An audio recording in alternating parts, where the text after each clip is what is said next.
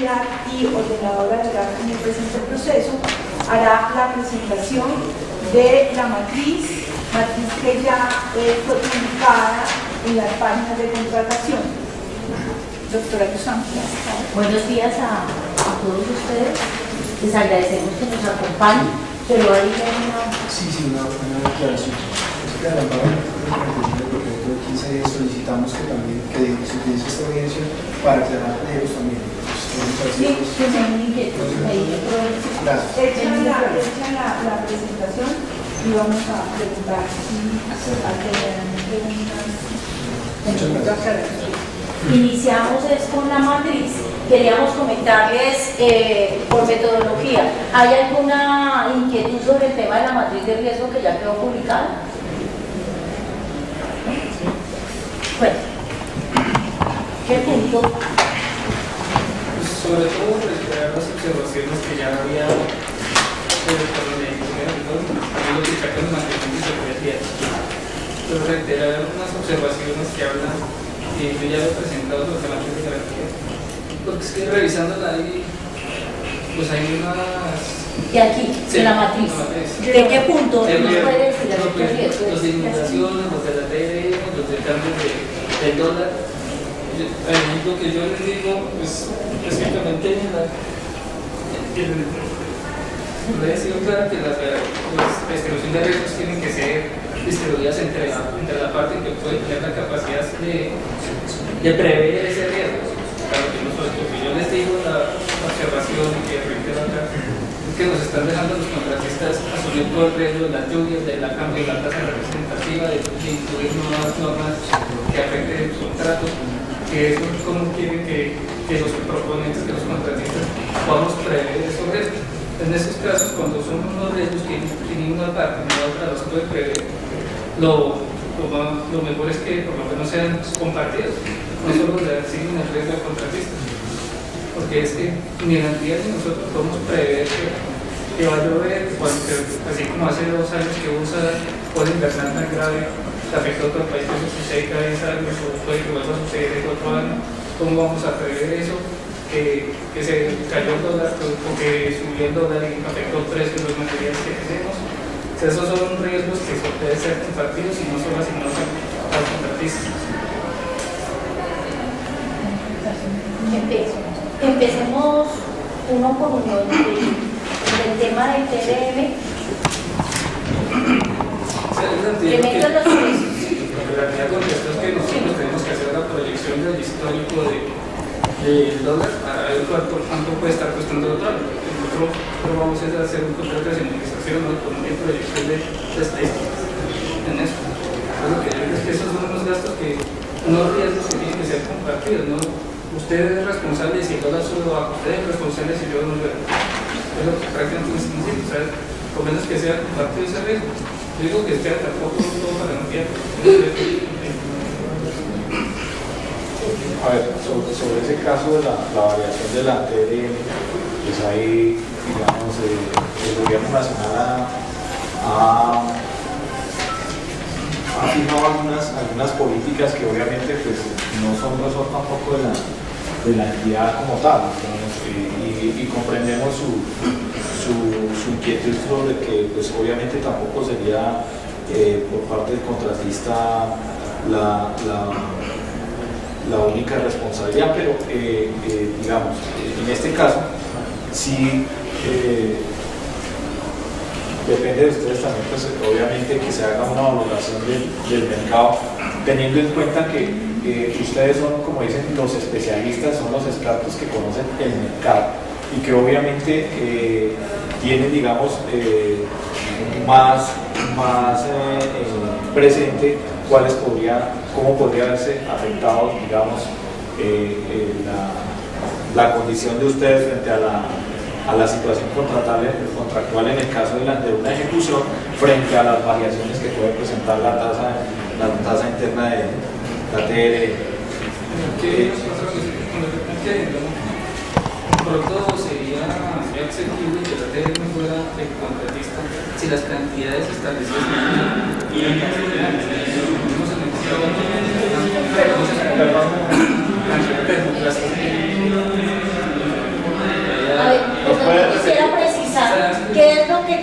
¿qué productos tiene lo del TDM? Porque no todos los productos son los que se consiguen aquí en Colombia. Solamente es el papel, ¿no? Termoplástico, papel, el bicomponentes, como en la vida lo transportaba. El contrato anterior, pues tenemos cantidades iniciales que si lo hubiéramos comprado al principio hubiéramos quedado con material sobrante de importante. Nos tocó porque no fueron las cantidades finales que nos utilizaron. Si me dicen, oiga, esto es lo que va a necesitar, pues yo compro pesadas, si me gusta mi contrato, compro eso, mantengo la tasa de rentabilidad. O sea, dice, no sabemos cuánto se va a hacer, me estoy comprando a mitad del otro año, a final del otro año, el resto de material, no se crece considerablemente el valor del impuesto que vamos a estar. Pero a ver, precisemos un tema, el contrato es a 6 meses, el contrato no es de los primeros 6 meses, ¿cierto? Segundo, es solamente un producto el que estamos hablando del exterior, lo demás se compra en Colombia, no solo el papel reflectivo. ¿Y qué otra? Sí, pero hay cosas que se consiguen acá. Pero es que lo que estamos hablando de contratos anteriores es que esto iba a 1 año, este contrato es a 6 meses. Esto está totalmente previsible. Segundo, nosotros vamos a entregar unos cronogramas para el tema de la implementación de la señalización que vienen con mucho tiempo de anticipación. O sea, nosotros el primer mes ya les estamos entregando, o sea, no puede haber improvisación en ese tema. ¿Qué otra forma podríamos, porque nosotros no podríamos tener en cuenta, o sea, nosotros no podemos asumir eso Sí. como entidad? Definitivamente, no lo podemos asumir. ese riesgo no lo asume. Hay que tener en cuenta que ¿Este celular es suyo?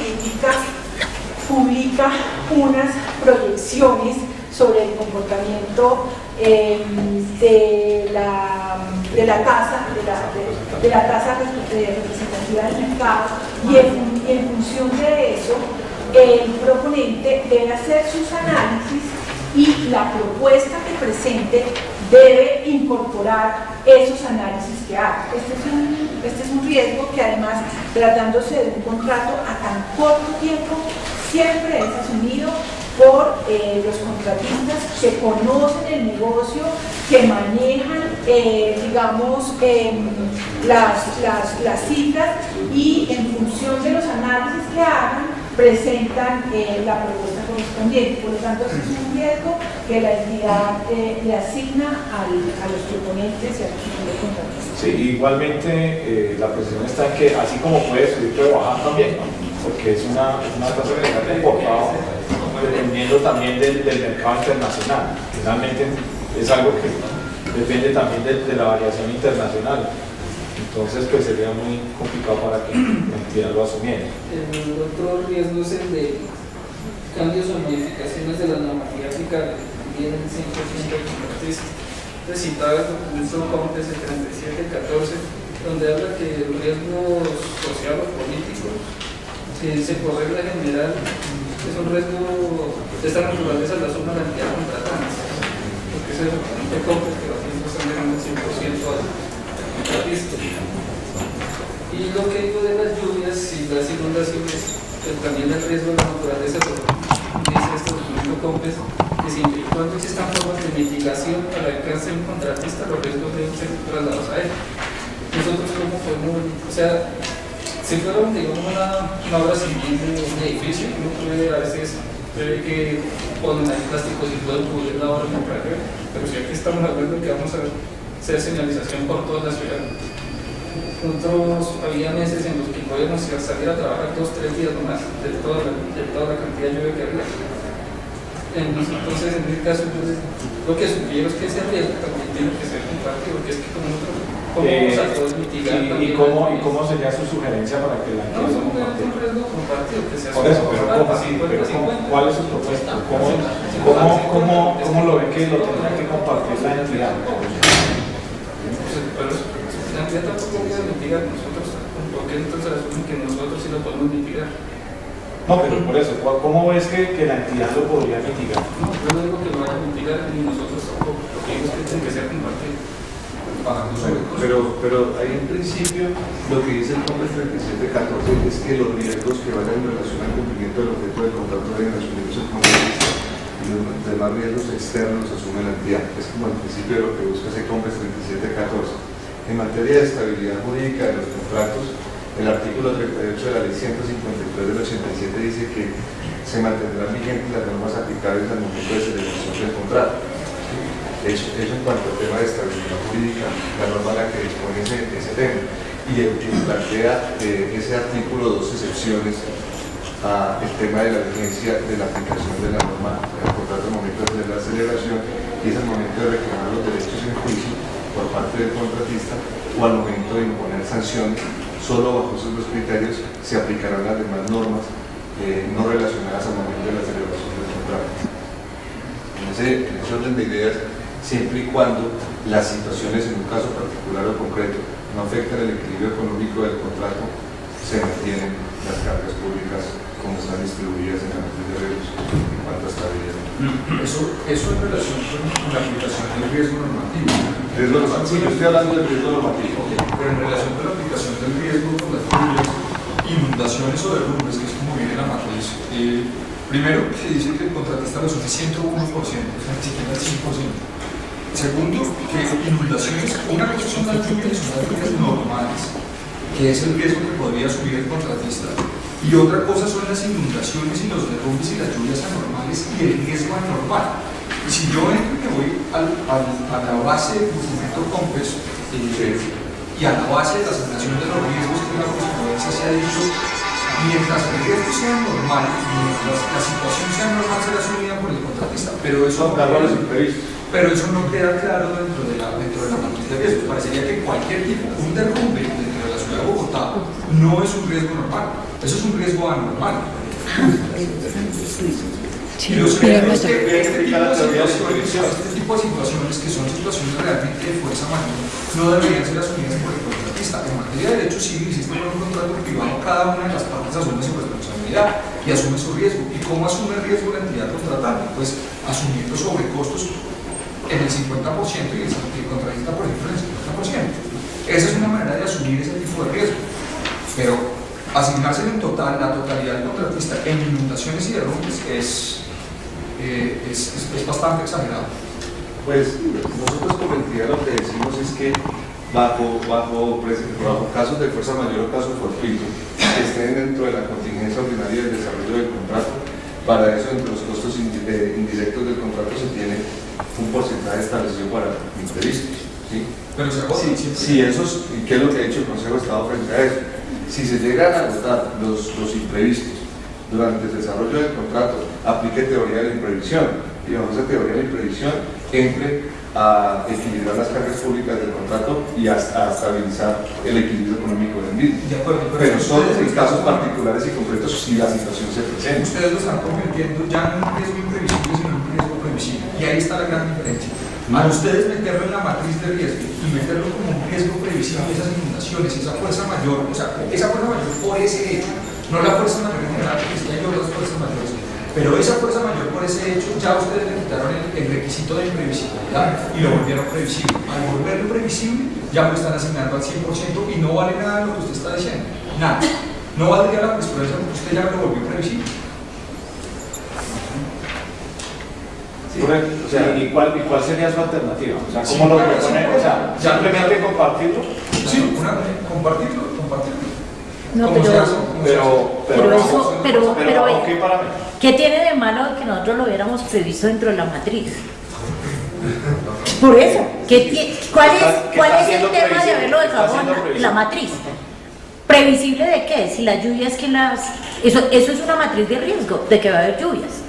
Pero no, inundaciones y derrumbes también, así de previsibles son. Es que la asignación de riesgos previsibles es cuando realmente son previsibles. Yo no preveo un derrumbe, pero si llega a suceder un derrumbe en la ciudad de Bogotá, que eso sería una anormalidad completa, entonces lo está asumiendo el contratista, lo cual es completamente injusto, porque es absolutamente anormal. Pero entonces la propuesta suya es sacarlo de la matriz y volverlo en preso o irlo compartido. Dejar dentro de la matriz las lluvias normales que estén dentro de los las lluvias de Bogotá. Las lluvias de Bogotá.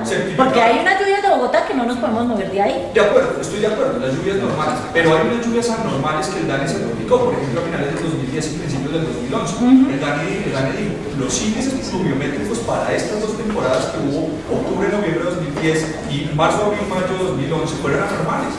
Esas lluvias son anormales, esas no las tiene que asumir el contratista.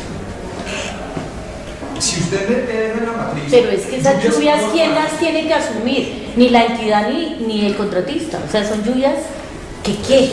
O sea, el tema es... Ahí también lo importante es establecer la forma de mitigar esos riesgos, ¿no? Que más bien sobre eso le haría yo la pregunta. ¿Usted qué propuesta? Pero es que el tema es en ejecución de obra, suspender obra o posobra. Supóngase entonces el tiempo del contrato. Inmediatamente se genera una temporada invernal anormal. Usted tendría, el contratista debe tener derecho a solicitar la suspensión del contrato y la entidad la obligación de concederla. Claro. Y la entidad la obligación de concederla. Y si eso genera algún tipo de reproceso sobre obra ya ejecutada, pues los costos los debería asumir la entidad y no el contratista. Si es en lluvia anormal. No, porque son cantidades adicionales que no son culpa del contratista, que no son imputables del contratista. Pero recuerde, doctor, que el tema de la teoría de la imprevisión en ningún momento está en contravía de la asignación de riesgos. Es decir, si bajo el desarrollo de un contrato se presenta una fuerza mayor de tal magnitud que rompe el equilibrio económico del contrato, yo tengo que entrar como entidad a equilibrar. A subsanar las cosas, Yo claro. estoy completamente de acuerdo con usted. Es que como está redactada la matriz hoy, yo no puedo ir a decirle al Consejo de Estado en 5 años que el doctor, perdóneme, no sé su nombre, me dijo que aplicara la teoría de la imprevisión, porque el Consejo de Estado me va a decir, usted en la matriz de riesgos asumió las lluvias, las inundaciones y los derrumbes. Sí, pero digamos que esos bajo unos criterios de racionalidad, ¿no? Por eso, entonces apliquémoslos en la redacción. Eso es lo único que pido. Miremos cómo está redactado. ¿Cómo está redactado? Usted plantea una distribución del riesgo entre la entidad y el contratista. O una redacción distinta donde diga No, que pero en compartida no. Revisemos la redacción. el contratista puede asumir el 100% mientras sean lluvias normales de Bogotá. O sea, tú sugieres que eliminemos inundaciones y derrumbes. Por ejemplo. Por ejemplo. Sí, que sean lluvias normales. O sea, que se deban condiciones normales la situación y la suma contratista. Sí. Condiciones normales. Pero puede haber medidas de mitigación de riesgo, aún no tratándose de el contratista puede adoptar algunas medidas de mitigación de riesgo. Sí, precisamente para eso es la contingencia que se establece con cambio imprevisto, esos costos indirectos.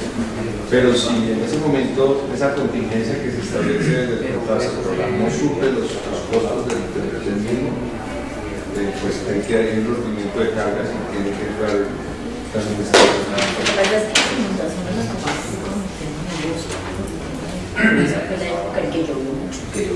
Pero no ha habido más.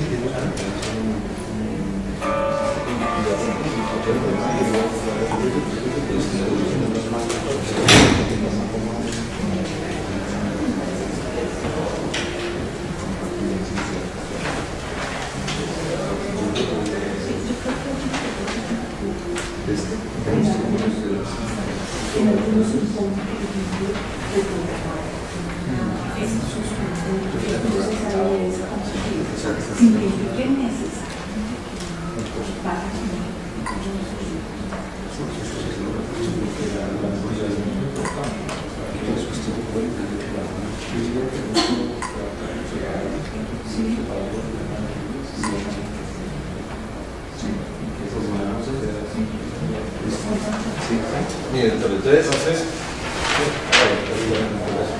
yo propongo, pues la entidad propone que el tema de inundaciones y derrumbes lo distribuyamos de manera compartida y el tema de lluvias lo separemos del riesgo, ¿sí? Y que bajo condiciones normales esas lluvias asumen contratistas. Yo quisiera contar una experiencia con el pasado. Y cuando hubo temporada de lluvias, nos solicitaron planes de contingencia. Los planes de contingencia fueron aumentar las cuadrillas pero a vos si usted tenga más gente y más material y más máquinas, si no hay clima no se puede aplicar, máximo en las condiciones del contrato. Claro. Pero en su momento, una de las solicitudes fue la suspensión del contrato, y en ese momento la respuesta fue que el riesgo había sido asumido por nosotros. Entonces, insistimos en que ese riesgo de lluvia, y es más, el mismo supervisor del contrato decía que se imposibilitaba dar esa suspensión porque legalmente no estaba cumpliendo los parámetros, porque nosotros debimos haber ser previsibles en ese porcentaje de lluvias.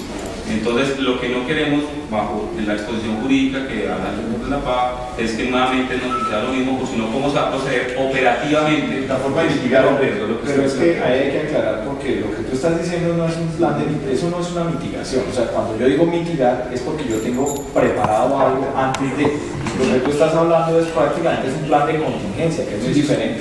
¿Sí? Es un plan de contingencia que es posterior a algo que ya sucedió. Que fue ya al hecho de que prácticamente ya entraste en una temporada de lluvias y obviamente entraste fue prácticamente a hacer una suspensión del contrato. Eso es como una contingencia diferente, pero no es el plan de mitigación. Recordemos que lo que prevé esta matriz es básicamente tener un plan de manejo de la contingencia. Eso quiere decir que yo debo tener un plan antes de que sucedan esas situaciones. No, de hecho, la matriz dice adopción del plan de contingencia en el momento de acaecimiento del riesgo, y lo que está queriendo decir es inclúyanse dentro de esos planes de contingencia la posibilidad de suspender el contrato. Sí, exacto, eso obviamente no de forma pero exacto, esas son varias posibilidades, digamos. Pero lo que se tiene que mirar, y digamos en ese caso, lo que se debe haber evaluado era que previo a esa debería haber existido otras, porque tienen que ser prácticamente priorizadas y secuenciales, ¿no? Que obedezcan. No primero entonces de una me voy con la suspensión y después entonces miro a ver qué hago. Realmente tiene que ser secuencial y consecuente con la situación que se presente en cada uno del momento, espacio, del plazo que se debe encontrar. No, pero lo que queremos es que, insisto, no se repita lo del contrato pasado, que no había, disculpen, un movimiento jurídico donde el supervisor no se atrevía a hacer suspensión, si bien se habían dado unos planes de contingencia y seguía lloviendo y estábamos en un... Por eso te digo, lo que hay que dejar claro... Entonces no había esa opción porque la matriz quedaba que el 100% había sido asumido por el contratista. No, por eso lo que yo te digo, lo que hay que dejar claro es que el plan de adopción tiene que ser verificado por la interventoría previo al inicio del contrato y que obviamente se trabaje de acuerdo con ese plan de adopción del riesgo, del plan de contingencia que se define. Porque si no quedó definido dentro del plan de riesgo, del plan de contingencia, pues obviamente de pronto por eso pueda que no haya sido válido. Digo yo, sin conocer el tema. A manera de sugerencia, pues, en el tema de la mitigación del riesgo, podríamos establecer que todo llevará a aprobación de la interventoría de acuerdo al caso particular y concreto que se presente. ¿Sí? Es decir, si la solución para mitigar ese riesgo es suspender el contrato, deberá llevar a una aprobación previa de interventoría con un concepto técnico que lo haga. Y de esa manera, pues, no llevamos a unos supuestos de hecho en la matriz de riesgo, sino para cada caso concreto el interventor adoptará las decisiones del caso y el supervisor las aprobará. Y de esa manera, pues, pienso yo que continuamos el tema de cómo mitigar. Sí, porque aquí podríamos inventarnos 20 situaciones y para eso no es una matriz de riesgo. Gracias. ¿Alguna otra observación sobre estimación, asignación de riesgos? Entonces entraríamos a la segunda parte, que No es... hay más observaciones. No hay más observaciones. El tema de precisión de pliegos. Precisión de pliegos, entonces organizamos, nos piden como la palabra y organizamos el tema. Empezamos por acá para darles como un número, empezaríamos por aquí o por atrás. ¿Quién empieza? Para que organicemos. Ok, ¿yo los escribo? Sí. ¿Cuál es la idea? Vamos a repartir el documento para que por favor dejen constancia por escrito de las observaciones. Aquí está todo el equipo estructurado presente. Si aparte de dejar una constancia escrita de las observaciones quieren socializarnos la observación, digamos, para contextualizar al equipo estructurado, pues bienvenida a la socialización.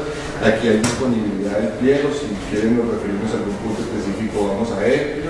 Y si de pronto es necesario, socializa y nosotros posteriormente a la audiencia haremos respuesta por escrito y publicaremos las consideraciones del caso por parte de la entidad. Entonces, bien. Pues que las escriban y hacemos lectura de ellas. Sí. Bueno, Listo. perfecto. Entonces, ¿quién desea hacer observaciones por escrito?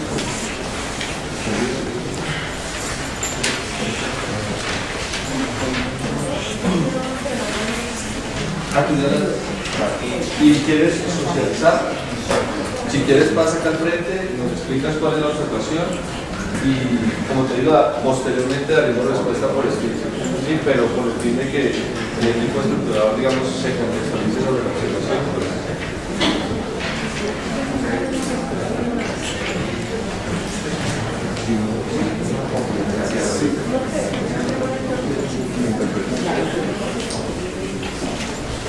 Por ahí hay una ronda. Bueno, mi nombre es Juliet Cuervo. Vamos a poner Las observaciones son más temas técnicos. silencio, por favor, silencio, por favor. ¿Me hacen un favor? ¿Se retiran de ahí?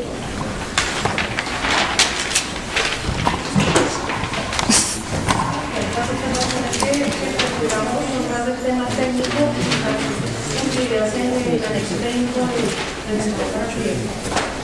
La primera, pues, estamos haciendo referencia a una claridad frente a los condicionantes que se tienen para las prácticas, específicamente de la consultoría, porque se están incluyendo actividades nuevas dentro de las actividades propias de los componentes de la consultoría, específicamente para diseño. Entonces, se hizo la observación en el periodo del prepliego. La respuesta de la entidad no es clara, por eso vamos a reiterar nuestra pregunta, y va referente a que en la actividad de la autorreferenciación se incluyó dentro del proceso de aprobación de los diseños. Se dice por parte de la entidad que, pues, para tener en cuenta este proceso se disminuyó la meta mensual que se debe entregar, pues, para poder cumplir con las actividades. Esto está también descrito dentro del programa de las actividades de diseño. Pero la inquietud nuestra está en que si es o no condicional de la factura contar con la aprobación de GEO para el diseño de la organización. Está dentro de las actividades, pero dentro de la tabla 5 que da los tiempos para la presentación del diseño, la atención de observaciones y la aprobación de las mismas. No hay un tiempo específico que diga que son las observaciones del tipo de la entidad, pero sí está condicionado el pago a hasta recibido a satisfacción por la entidad. Entonces no es claro. Adicionalmente, en la minuta del contrato ¿Ya se presentó? se está condicionando, dice, se deberá realizar como requisito para la autorización del pago la entrega de información correspondiente para la realización por parte del personal de la SM con su respectiva base de datos de actividades certificando un periodo facturado de acuerdo con las especificaciones establecidas en la entidad para la producción superior. Ahí no es claro si se está refiriendo al componente de obra o al componente de consultoría. Adicionalmente, dentro del mismo anexo, en las funciones y las actividades del personal de autorreferenciación no está contemplada ninguna de las actividades que estén dentro del diseño de señalización. Las funciones que ahí describen netamente son para el componente de obra. Entonces, pues, estaría en ese tema. Y hay una observación que está dentro del anexo que dice que se cuenta, dice, en caso de que el grupo sí tenga observaciones en cuanto a los parámetros de dibujo y referenciación, estas deberán ser atendidas dentro de los 20 días hábiles siguientes a la entrega de observación por el grupo sí, entendiendo que se deben subsanar en su totalidad con el fin de que no se tengan más hallazgos por parte de dicho grupo. Entonces, haciendo un contexto, se la tabla 5, lo máximo que me da para tener la aprobación del diseño de certificación por la entidad son 15 días. Entonces, esos 20 días de las observaciones del grupo son adicionales. Lo que yo definiría ahí es que la aprobación del grupo sí no es un condicional para que yo facture. Entonces, no es claro que esa sería nuestra primera observación. O sea, ¿cuál es el alcance del grupo sí? La segunda observación que tenemos es la número 151 del compendio que ustedes entregaron. No fue atendida en la totalidad, por lo mismo reiteramos que se debe evaluar la indicación del director para este contrato, no puede ser 50% desde el punto de vista de cualquier contratista. Las funciones que describe el anexo técnico van más allá de un 20% en consultoría y 30 en obra. O sea, las mismas necesidades que genera la entidad de una persona que responda por el contratista que les atiende efectivamente, yo sé que el 50% es mínimo del 100%.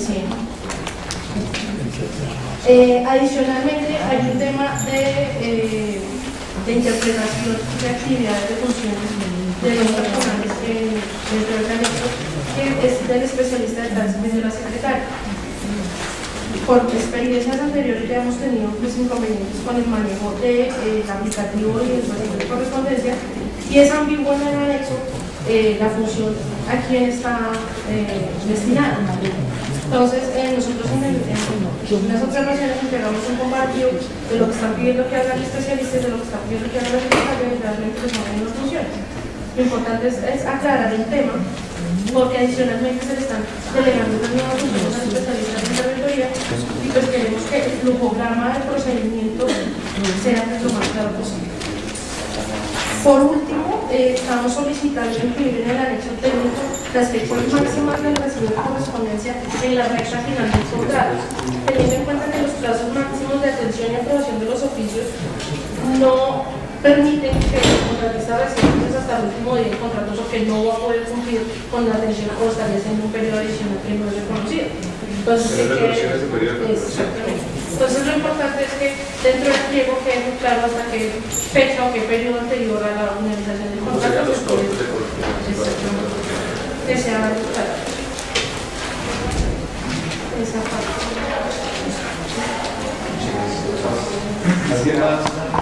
Quisiera preguntar la observación. Ingeniero, perdón, identifíquese para efectos de crear el registro. El proponente está solicitando la creación de la delegación del de 50% actualmente a 100%. Pero en ese caso, ya está pidiendo un aumento de la delegación del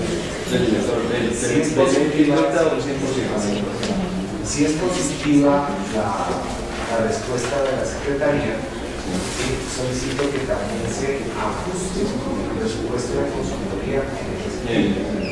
Actualmente está 588. Correcto. Si se amplía la delegación, se somete el presupuesto de la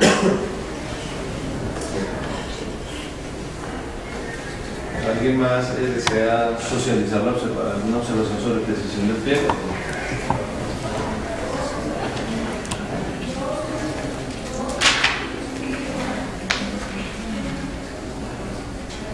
Si es un tema de claridad, les recomendamos que nos contextualicen un poco para dar mayor precisión en las respuestas de la entidad si en algún momento no hemos sido claros y tener las reglas de juego todos los escenarios. Sí, se identifica por favor. Mi nombre es Álvaro Castillo, de Regulación de Señales Militares. Es más hacia una aclaración con respecto al capital de trabajo que pide la entidad. El pliego pide que sea el 30%, lo cambiaron del 40 al 30%. Dependiendo de las observaciones. Entonces, la claridad que nos gustaría tener ahora en esta audiencia es: si nosotros quisiéramos participar en los 3 módulos, debemos tener el 20% de los 15.500 millones. O si queremos participar en los, el 25% de estos módulos, o si queremos participar del 30%. Todo va en relación al presupuesto al cual aspire cada proponente. ¿Sí? Si yo aspiro a 3 zonas de Bogotá, las 3 zonas de Bogotá, está la regla en cuanto para participar, no para adjudicar. O sea, son dos cosas. Una es participar y la otra es cuando la adjudica. No le entiendo la pregunta. No, pero yo sí lo entiendo. La aclaración es la siguiente. El pliego habla de que se debe cumplir con el 30% si participamos en una zona. El 25% en 2 y el 20% en 3. Y la aclaración es: si uno tiene el 30% del presupuesto de una zona, yo entendería, es lo que yo entiendo, por eso la aclaración, que solamente podríamos participar en un módulo, es lo que yo entiendo.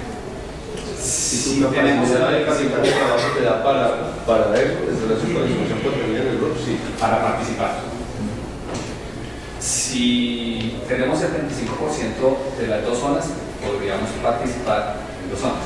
Y si tenemos el 20% del capital de las tres zonas, podríamos participar en las tres, independiente que se aplique una, dos o las tres zonas. Sí, claro. Una cosa es el requisito para participar y otra el requisito para la aplicación. Entonces, yo lo que entiendo para participar es, si usted tiene un capital del 30% de un módulo, usted solamente puede participar para un módulo, escoja el que usted quiera. Sí, tiene el primer orden de elegibilidad y si acude al criterio de adjudicación. Pero, o sea, el sentido de mi aclaración es, si nosotros tenemos el 30% de un módulo, podríamos únicamente participar en un módulo, independiente que se aplique o no se aplique. Sí, claro, sí, es correcto. O sea, así es claro. Y todo está en la carta de presentación de la propuesta. Usted manifiesta a cuántas zonas aspira. Correcto, es claro que si, por ejemplo, nuestra empresa tiene únicamente el 30% de un módulo, yo debo participar en un solo. Y solo podrá aspirar a uno. A uno, correcto. Porque su capacidad de capital de trabajo no le va a permitir quedar habilitado para personas así. Ahí va el tema. Entonces, si solamente una empresa tiene el 30% de un módulo y se presentan los tres módulos, yo entiendo es que genera rechazo porque dice, un momentico, si yo le estoy pidiendo el 30% usted únicamente cuenta con un módulo. Si usted tiene 31 módulos y se presenta a las tres, lo rechazo porque la decisión es suya. No va a cumplir. Por una sencilla razón. Si usted ve el pliego, hay excepción y únicamente el proponente optará por una segunda zona o por una tercera zona si hay dos proponentes únicamente. No, perdón. Lo otro, sí, o sea, para poder optar por dos zonas, debe tener el 25% del capital del trabajo sobre los 10 millones de pesos y así debe constituir su póliza de cumplimiento sobre esa capacidad. El tema es claro, yo realmente el tema no tiene que vuelvo y no es pregunta, es aclaración. Vuelvo y hago el ejemplo. Si una empresa tiene el 30% de una zona, pero el 30% de una zona son 5.000, son 100.500. Cifras cerradas. Cifras cerradas, 1.500. Le digo, yo solo puedo participar en una zona. No puedo participar en las tres independiente de que participe en las tres. Sus requisitos habilitantes no le dan para las tres. Eso es. Si quiero participar en las tres zonas, debo tener el 20% de los 15 millones. Pero solamente me pueden aplicar solamente en el evento en que se procede. Las elecciones como criterio de la adjudicación. El tema es claro. Y digamos que se flexibilizó el capital de trabajo también, siendo garantistas del proyecto de pliego a pliego de condiciones, buscando una mayor participación. Por eso es cargado el porcentaje. Es que en otro tipo de habitaciones se podría participar cumpliendo con el capital, pero para efectos de educación no debe mostrar el mayor capital, pero es más cuenta. Digamos que bajo el escenario 1 del proyecto de pliego era como lo está actualmente planteado. Sí. La segunda aclaración es con respecto a la compromiso de los profesionales que van a participar en el desarrollo del contrato. Es para todo el personal requerido, porque el anexo dice muy claramente para todo el personal. Ustedes tienen un personal que califica, que es el que evalúa, pero hay otro personal que se envíe en el anexo técnico. Entonces, la aclaración es para todo el personal del proyecto o únicamente para el personal que ustedes van a calificar. El tema del capítulo de recursos humanos, que es el mínimo requerido para evaluación. Sí. Ese lo deben acreditar. Sí. Todos los proponentes. Diferentes que en ejecución yo requiera más recursos humanos que está definido en la ficha técnica. ¿Sí es eso? No. Esa pregunta estaba dentro de las observaciones que hicieron al proyecto. La respuesta de entidades que se debe presentar la totalidad de la probabilidad y las cartas de compromiso de todo el personal que va a participar en el programa, no solo el ponderado. El anexo número 5 dice así: carta de compromiso para los profesionales del proyecto. Nota, se debe diligenciar para todo el personal mínimo requerido. Entonces, ¿yo qué entiendo? Que debemos presentar todas las hojas de vida del personal mínimo. ¿Cuál es el personal mínimo? El que califica y el que pide en el anexo 1. Es lo que yo entiendo. Yo estaría de acuerdo. Normalmente la entidad requiere las hojas de vida de los profesionales que van a calificar los que evalúan. Y ya cuando adjudican dice, señor, usted me debe presentar un director de obra, usted tiene las hojas de vida para que usted pueda iniciar posterior a la aplicación. Miren, pero lo que nosotros interpretamos es personal mínimo.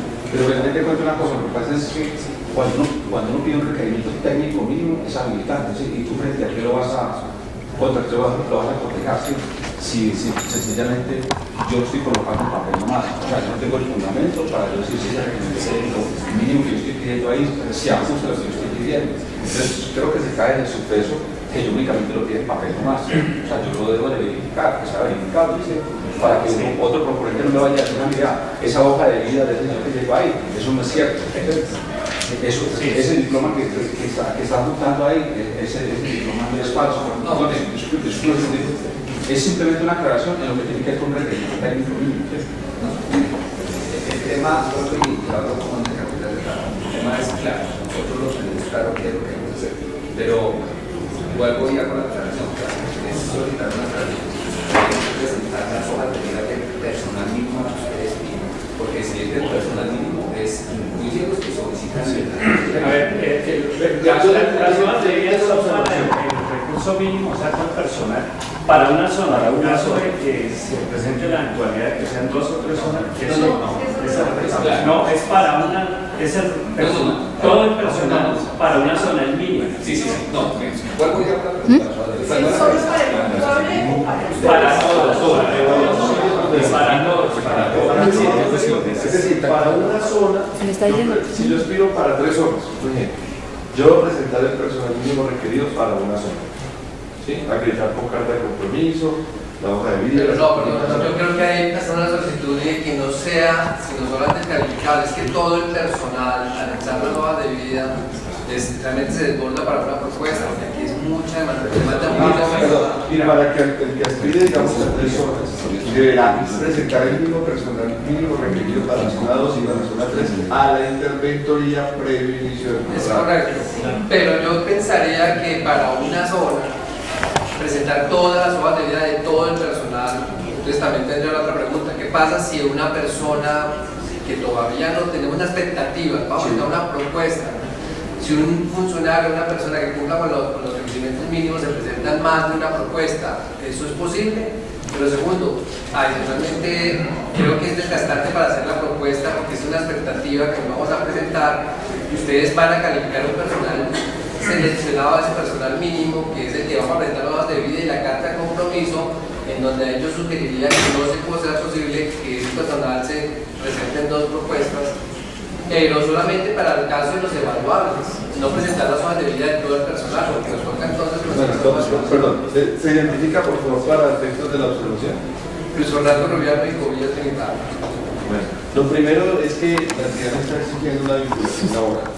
¿Sí? El proponente no tiene que tenerlo vinculado, simplemente una carta de compromiso donde el profesional, para la redundancia, se obliga o se compromete en caso de resultar adjudicatario a cumplir con la dedicación y el cargo y el procedimiento del perfil. Pero la única forma que tiene la entidad para verificar los requisitos habilitantes es que acrediten la hoja de vida con las certificaciones del personal. Cómo evalúa experiencia y Si me ayudan a poner el caso concreto del director de consultoría de obra. Ese profesional no se evalúa, no se le asigna un cargo la ponderación. Pero, de acuerdo a la interpretación que se da en el dicen que se debe enviar una carta de compromiso de una persona que no se está evaluando.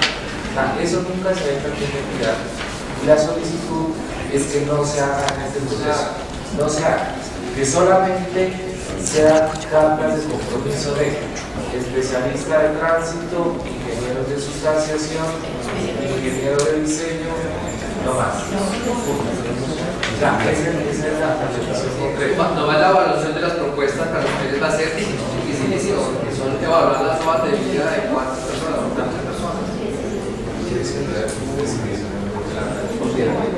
Entonces, ¿cómo? Yo considero que, digamos que vamos a analizar de fondo la observación.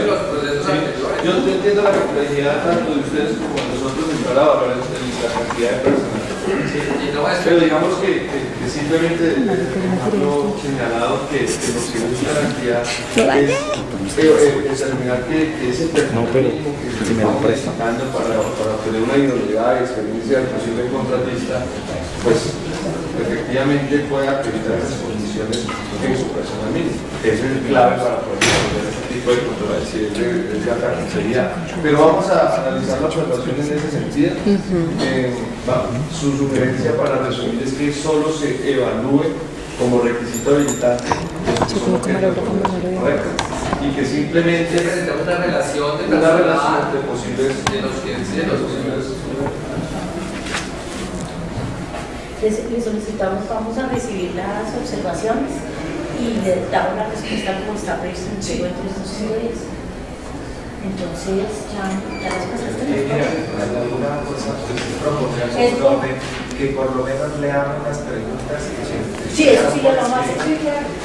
Pero es que los comentarios que yo estoy haciendo no es una observación, es solamente una aclaración. O sea, realmente yo no estoy pidiendo una respuesta ni haciendo una observación, solamente es una aclaración. Señor Enciar, usted podría aclarar este tema y la respuesta es tiene razón. Y ahí en adelante. Pero o sea, te quedamos Sí, el ejercicio es que hemos ido resolviendo lo que se puede resolver y de fondo más un análisis de... Entonces démosle lectura a las observaciones y cerramos la audiencia. ¿Listo? Le falta. Damos lectura y nosotros les contestamos. Solamente es una... por ejemplo, en el anexo 7, para todo lo que es la capacidad residual, ustedes dicen contratos en ejecución, pero normalmente capacidad residual son contratos ejecutados. Es hacer una aclaración. No es en ejecución, sino es ejecutado. Les damos respuesta. Dentro de los 5 minutos. Entonces,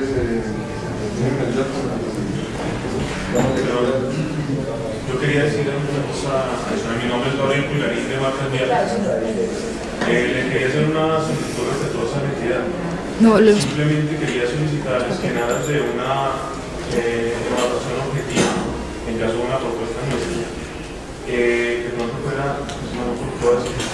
se fuera retirado de cualquier intervención sobre el proceso de ejecución de esta evaluación del señor Andrés Nieto y de pronto el grupo coordinado. Pues debido a que nosotros tenemos pues ese conocimiento de ustedes, una demanda presentada con él y una demanda disciplinaria. Pero perdón, yo quisiera comentar, eso que salió en el noticiero, salió en el funcionario, pues fue totalmente errado, porque el que dio esa información es errado. El ingeniero Andrés Nieto no está en el grupo de señalización. No entiendo por qué, de dónde sale ese comentario. Primero. Segundo, no hace parte de este grupo. Damos tranquilidad a todo. Entonces yo quiero que aquí estos temas los aclaremos, porque quien dio esa información a Noticias 1 estaba errado. El ingeniero Andrés Nieto no hace parte del grupo de señalización. No hace parte de ese grupo. Él está en otro grupo, en otro grupo está. Segundo, y ninguno depende de él porque él no tiene funcionarios, o sea, cada uno porque él no es coordinador de grupo. Y tercero, ha participado de nada. Él no ha participado activamente ni en el grupo. Sí, pero no. Lo que pasa es que los comentarios hacen mucho daño porque quien los sacó en los noticieros llevó una mala información. La gente que la sacó de aquí adentro de la entidad estaba totalmente equivocada. El ingeniero Andrés Nieto no pertenece a señalización. Ahora, segundo, él está en aras de defenderse en un proceso en el que en este momento no está declarado ni culpable ni inocente. Pero esto es transparencia para la entidad y para ustedes. Él no hace parte. Entonces, sí es bueno aclarar ciertas cosas para que no salgan los noticieros diciendo unas cosas que no existen. Pero doctora, aclárenlo entonces en el mismo noticiero que ellos hacen la aclaración. No nos vamos a desgastar, nosotros les pasamos la carta si quieren, la grabación, pero no, claro, con los noticieros ya no nos desgastamos. Ya. Por la entidad. Sí, no, pero eso ahí no. Eso ahí ya no vale la pena desgastarse. Bueno, Los noticieros. además quisiera saber si la entidad ha sido notificada. No tengo conocimiento de eso fue que a nosotros no nos escribió el noticiero para nada. No, pero el noticiero no nos escribió para nada, sacaron esa noticia así, no nos dejaron la réplica, nada. Entonces, si quiere, vamos, demos lectura. ¿Cuántas hay? ¿Alguien tiene ya la historia? ¿Cuántas tenemos? Le recogemos y... Qué pena, lo de nosotros es bastante extenso para ponerlo en esta hoja, me gustaría hacerlo más breve posible para intervenir, por favor. Es bastante técnico, la verdad.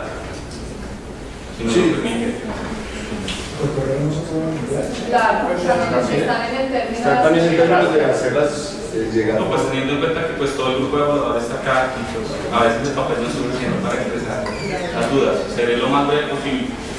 Con base también lo que se me acaba el programa dice que solo recibe observaciones hasta una por escrito. Es decir, me cuenta que también van a ser bastantes. Las nuestras hicimos que nos dieran por lo menos 1 o 2 días hasta el viernes que recibieran las observaciones. Pero por ley usted puede pasar observaciones a servicio 3 días antes y Solicite ampliación y la hablamos. Entonces voy a darle lectura a la observación, a la primera observación y continuamos. El plazo de ejecución no prevé un periodo de planeación, entrega de áreas recorridas, bases de datos, etcétera, que puede tomar alrededor de un mes. Por el contrario, en el primer mes viene ejecución del 16%, lo cual sería inviable ampliar plazo a 10 meses.